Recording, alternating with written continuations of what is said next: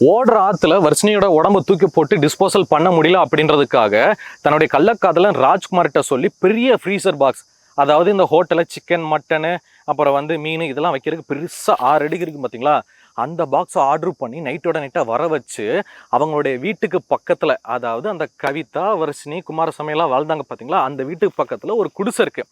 அது வந்து அவங்களுக்கு ஒரு ஷெட்டு மாதிரி, அப்பப்போ அவுட் ஹவுஸ் மாதிரி.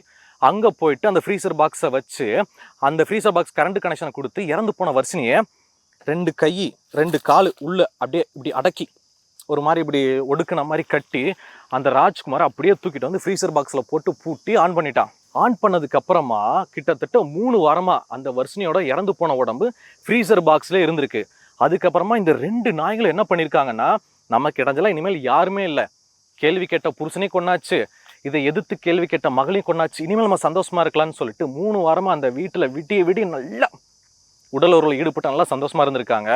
ஆனா எல்லா தப்புக்கும் ஒரு தண்டனை இருக்கு, எல்லாத்தையும் கடவுள் மேலேருந்து பார்த்துக்கிட்டு இருக்கான். அவங்க மாட்டின ஒரு காலமும் வந்துச்சு. அது எப்போ அப்படின்னா, வர்ஷினியை கொடூரமான முறையில கொலை பண்ணி அவளுடைய உடம்பு அந்த ஃப்ரீசர் பாக்ஸ்ல வச்சு கிட்டத்தட்ட 3 வாரம் ஆயிடுச்சு. சரிங்களா, அந்த 3 வாரமும் இந்த கவிதாவும் ராஜ்குமாரும் யாருமே இல்லைன்ற தைரியத்துல வீட்டில் நல்லா என்ஜாய் பண்ணி ஏகபோக சுகபோக உடலுறவு வாழ்க்கையெல்லாம் வாழ்ந்துகிட்டு இருந்தாங்க.